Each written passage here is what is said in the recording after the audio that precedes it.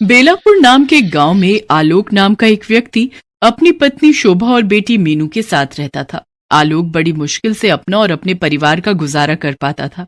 उसके पास ना तो कोई जमीन थी जिस पर वो खेती कर सके और ना ही कोई दुकान थी जिसके सहारे वो अपना घर चला सके। शोभा, अब हमारी मीनू भी धीरे धीरे बड़ी हो रही है और मेरे पास तो कोई जमा पूंजी भी नहीं है। पता नहीं कैसे पढ़ा पाऊंगा उसे। हे भगवान, हमारी मदद कर। गांव में अगर किसी के घर की या खेत की साफ सफाई करनी होती थी तो वो आलोक कर दिया करता था, जिससे उसकी थोड़ी कमाई हो जाती थी। मगर ये रोज का नहीं था, कभी उसे काम मिलता था तो कभी वो बेरोजगार रहता था। क्या करूं शोभा, कोई पक्का काम मिलता ही नहीं जिससे कि अच्छी कमाई हो जाए। आलोक किसी पक्के काम की तलाश में निकल पड़ता है। काम तलाशते तलाशते उसे शाम हो जाती है और वो घर आ जाता है। शोभा, अगर कुछ खाने के लिए बनाया है तो दे दे, मुझे बहुत जोरों की भूख लग रही है। जी, आज के लिए थोड़ा सा आटा और सब्जी बची थी, वो बना दी है, पर ना जाने कल का क्या होगा। ओहो, अब क्या कर सकते हैं, जो है वही ला दे। मैं खुद काम की तलाश में सुबह से भटक रहा हूँ, लेकिन कहीं काम नहीं मिल रहा। मैं तो परेशान हो चुका हूँ। जी, आप दुखी मत होइए, भगवान ने चाहा तो जल्दी ही हमारे अच्छे दिन आएंगे। आज तो ये रोटी सब्जी नसीब हो गई, लेकिन पता नहीं कल ये भी मिल पाएगी या नहीं। आलोक रोटी सब्जी खाते खाते काम के बारे में सोच रहा होता है, तभी वो सोच में पड़ जाता है। अरे वाह, रोटी सब्जी, ये तो बहुत अच्छी बात है। इसी रोटी सब्जी से मेरा काम बन जाएगा। आलोक खुश होते हुए शोभा से कहता है, शोभा, मेरे दिमाग में एक जबरदस्त आइडिया आया है जिससे मेरी अच्छी कमाई होगी। बोलो, क्या तुम मेरा साथ दोगी? हाँ हाँ, कहो, क्या आइडिया है? मैं सोच रहा हूँ क्यों ना रोटी सब्जी बनाकर बेचूं। जी, आइडिया तो अच्छा है, पर हम उसे बेचेंगे कहाँ? हमारे पास तो कोई जगह भी नहीं है। हाँ, ये तो मैंने सोचा ही नहीं। खैर, अब कुछ और काम ढूंढता हूँ। अगले दिन आलोक काम की तलाश में निकल जाता है, लेकिन सारा दिन भटकने के बाद भी उसे कोई काम नहीं मिलता और वो निराश होकर एक पेड़ के नीचे आकर बैठ जाता है। तभी एक आदमी उसके पास आता है और उससे कहता है, नमस्कार भाई साहब, मेरा नाम राजीव है और मैं इस गांव में नया आया हूँ। क्या आप भी इस गांव में रहते हैं? जी जी, मैं भी इसी गांव में रहता हूँ और यहीं पास में ही मेरा घर है। अगर आप बुरा ना मानो तो मैं एक बात पूछूं? जी कहिए। आप कुछ परेशान दिख रहे हैं, क्या बात है? जी, दरअसल मैं काम की तलाश में हूँ, लेकिन कहीं बात नहीं बन रही। सोचा था कुछ बनाकर बेचूंगा, लेकिन उसके लिए जगह नहीं है मेरे पास। जगह नहीं है मतलब मेरा घर बहुत ही छोटा है और मेरे पास इतने पैसे नहीं है कि मैं नई जगह खरीद सकूं। ओहो, तो ये बात है। वैसे मैं आपकी मदद कर सकता हूँ। मेरे पास इस गांव में बहुत सारी जमीन है। अगर आप चाहें तो उस जगह का इस्तेमाल कर सकते हैं। क्या सच में? और जब आपकी कमाई अच्छी होने लगे तो उसमें से कुछ पैसे आप मुझे भी दे दीजिएगा। जी, आपका बहुत बहुत शुक्रिया।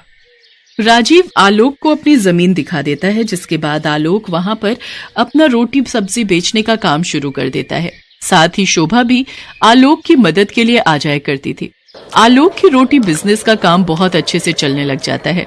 सभी को उसकी रोटी सब्जी बहुत पसंद आती है। उसकी दुकान पर ग्राहकों की भीड़ लग जाया करती है। आलोक अच्छी कमाई करने लग जाता है। उस कमाई से वो धीरे धीरे अपना सारा कर्ज उतार देता है। फिर एक दिन वो राजीव के घर जाता है। अरे आलोक भाई, आओ आओ, क्या हाल है आपके? आज मेरे यहाँ कैसे आना हुआ? जी मैं बिल्कुल ठीक हूँ। ये रहे आपके पैसे। बुरे वक्त में आपने मेरा साथ दिया, उसके लिए आपका बहुत बहुत धन्यवाद। इसके बाद आलोक हर महीने राजीव को पैसे देने लगता है। एक दिन राजीव पैसे लेते हुए कहता है, आलोक, मैं तुम्हारी मेहनत देखकर बहुत खुश हूँ। मैं सोच रहा था मैं ये जमीन तुम्हारे नाम ही कर देता हूँ। इसके बदले तुमसे जितना हो सके उतने पैसे मुझे देते रहना। ये क्या बात कर रहे हैं? आपकी जमीन अब मेरे नाम? हाँ, मैंने फैसला कर लिया है। इस बात से आलोक बहुत खुश होता है। अब वो अपने काम को और भी मेहनत और लगन के साथ करता। लेकिन एक दिन जब आलोक रोटी सब्जी बेच रहा था, तभी अचानक उसकी दुकान पर पुलिस आ जाती है।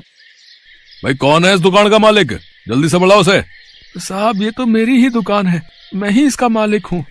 बताइए क्या बात है?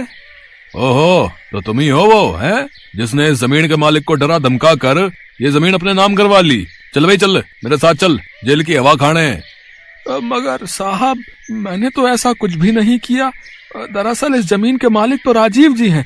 अभी हाल ही में उन्होंने अपनी ये जमीन मेरे नाम की है।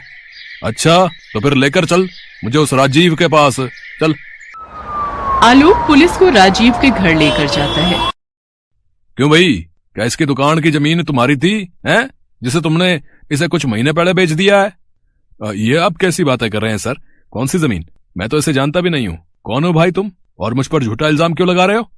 लेकिन आपने ही तो मुझे रोटी सब्जी की दुकान खोलने के लिए वो जमीन दी थी, और कुछ महीनों बाद वो मेरे नाम भी कर दी थी। ये क्या बकवास किए जा रहे हो? मैं नहीं जानता तुम्हें। भाई कहानी तो बहुत अच्छी बना लेते हो। अब चलो जेल, वहां की हवा खाने, वहीं तुम्हारी अकल ठिकाने आएगी। चल। तभी पुलिस आलोक को गिरफ्तार कर लेती है। लेकिन साहब मैंने कुछ नहीं किया है, मैं सच कह रहा हूँ। सभी अपराधी जो है ना, जुर्म करने के बाद यही कहते हैं। साहब क्या जाने से पहले एक बार मैं अपनी बीवी बच्चों से मिल सकता हूँ साहब? ठीक है, लेकिन सिर्फ 10 मिनट के लिए, समझे? तभी पुलिस की गाड़ी आलोक के घर के बाहर आकर रुकती है। अंदर जाकर आलोक अपनी पत्नी को सारी बात बताता है। ये तो बहुत बुरा किया उन्होंने हमारे साथ, अब हम आपके बिना क्या करेंगे? शोभा, जब तक मैं वापस नहीं आ जाता तुम्हें ही ये घर संभालना होगा, और हाँ, अपना और मीनू का ध्यान रखना।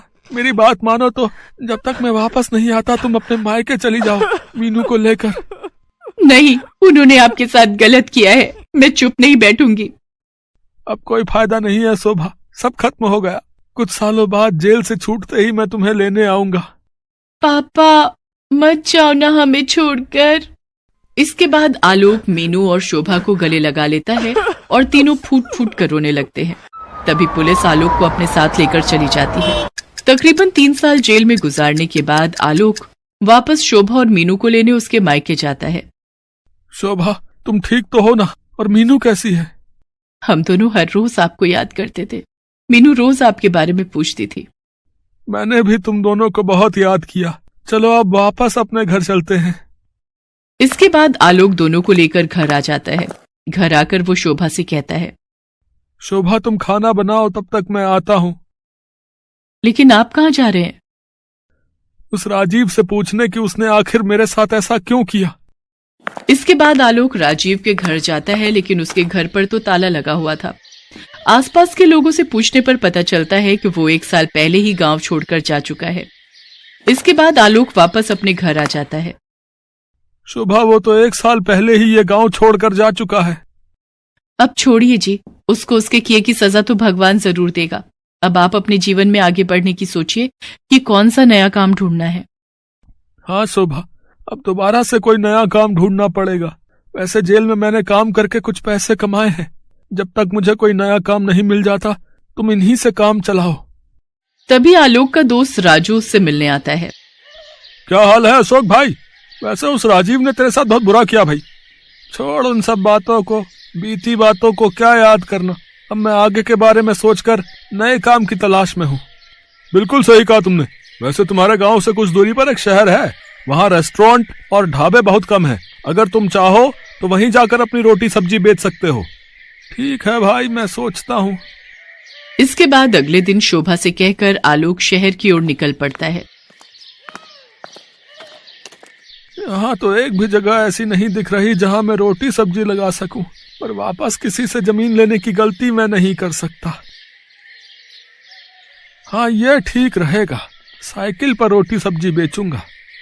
इसके बाद जो थोड़े बहुत पैसे की बचत उसने जेल में रहकर की थी, उनसे वो एक साइकिल खरीदता है। इसके बाद आलोक रोज गांव से आना जाना करता है। साइकिल पर घूम घूम कर रोटी सब्जी बेचता है। रोटी सब्जी ले लो, रोटी सब्जी। सभी आलोक की रोटी सब्जी खाने लगते हैं। धीरे धीरे उसकी कमाई काफी अच्छी होने लग जाती है, जिससे वो शहर में किराए पर घर ले लेता है और अपनी पत्नी और बेटी को भी अपने साथ शहर में ही रखता है। अब उसकी आर्थिक स्थिति बहुत अच्छी होने लगती है। एक दिन आलोक रोटी सब्जी बेच रहा था, तभी उसे शोर सुनाई देता है। जब वो वहां जाकर देखता है तो सड़क हादसे में एक आदमी की जान चली गई होती है, जिसके कारण वहां भीड़ लगी होती है। जब आलोक पास आकर देखता है तो वो हैरान रह जाता है। वो मृत व्यक्ति कोई और नहीं बल्कि राजीव था। इसका मतलब राजीव गांव से भागकर यहाँ रह रहा था। भगवान ने उसको उसके किए की सजा दे दी।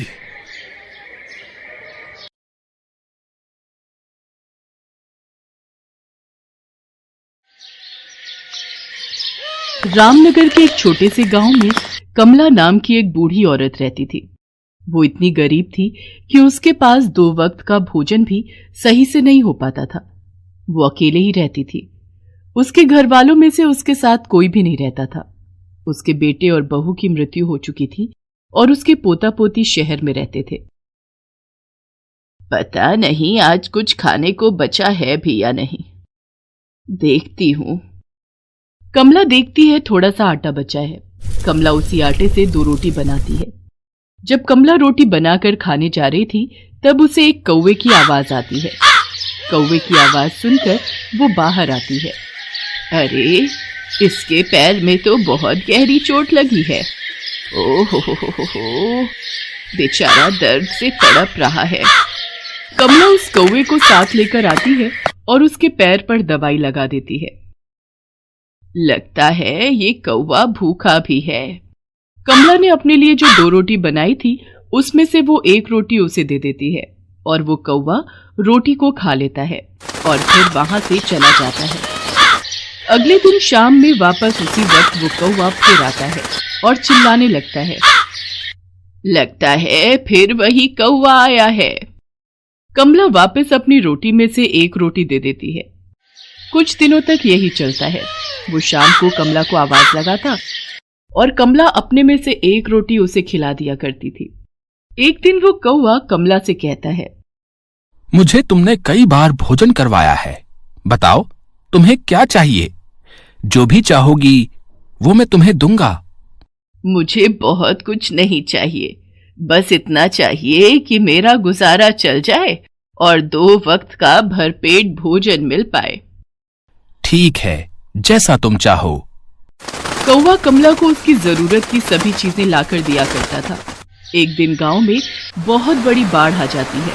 इस बाढ़ में कमला की झोपड़ी बह जाती है। हे भगवान, ये क्या हो गया? मैं कहाँ रहूंगी, क्या खाऊंगी? कुछ दिनों तक वो कौवा कमला के पास नहीं आता है। लगातार 6 दिनों से कमला भूखी थी। 6 दिन बाद कौवा कमला के पास आता है। जब वो आता है तब वो देखता है कमला की हालत बहुत खराब है।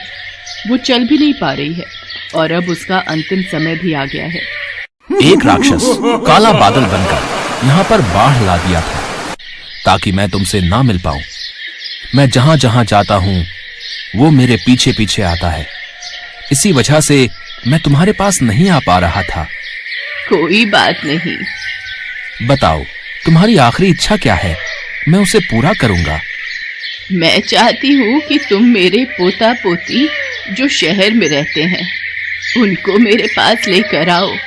मैं उन्हें आखिरी बार गले से लगाना चाहती हूँ। अच्छा, ठीक है। कौवा अपने जादू से देखता है कि वो कहाँ है। कमला के पोता पोती जिस शहर में रहते हैं, कौवा वहां चला जाता है और उनसे कहता है, तुम्हारी दादी की तबीयत बहुत खराब है। वो अपने आखिरी दिन में आ चुकी है। उनकी हालत बहुत खराब हो गई है और वो अपने अंतिम समय में तुम दोनों को देखना चाहती हैं। ये सुनकर कमला के पोता पोती कौवा के साथ आने के लिए मान जाते हैं। कौवा अपने ऊपर दोनों को बिठाकर लाता है। जब वो सभी वहां पहुंचते हैं तब तक कमला की मृत्यु हो चुकी होती है।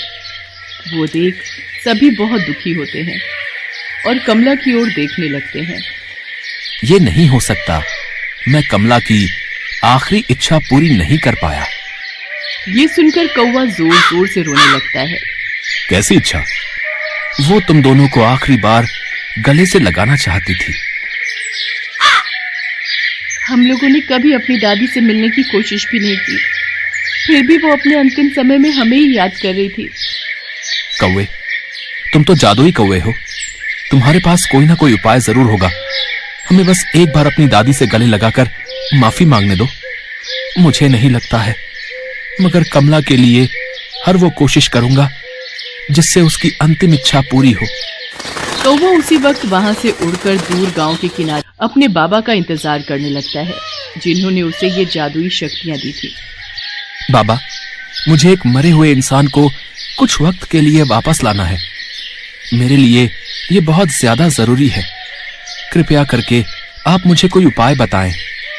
इसके लिए तो बहुत बड़ा बलिदान देना होगा, जिसमें खतरा भी बहुत है। मैं कोई भी खतरा उठाने के लिए तैयार हूं। बाबा, आप बस मुझे उपाय बताइए। तो सुनो, तुम उस इंसान को वापस ला सकते हो, मगर उसके लिए तुम्हें किसी और को उसकी जगह भेजना होगा, और जब तक वो इंसान धरती पर रहेगा उसके बदले कोई और मरा रहेगा। मगर इसमें एक खतरा है, अगर एक पल भी देर हुई तो वो इंसान धरती पर ही रह जाएगा, और उसके बदले जो मरा है वो मरा ही रह जाएगा। कौवा बिना कुछ सोचे कमला के पास जाता है, उसे 1 घंटे के लिए वापस बुलाता है और खुद की जान ले लेता है। जैसे ही कौवा मरता है, कमला जिंदा हो जाती है। कमला उठती है तो अपने सामने अपने पोता पोती को देखकर बहुत खुश हो जाती है।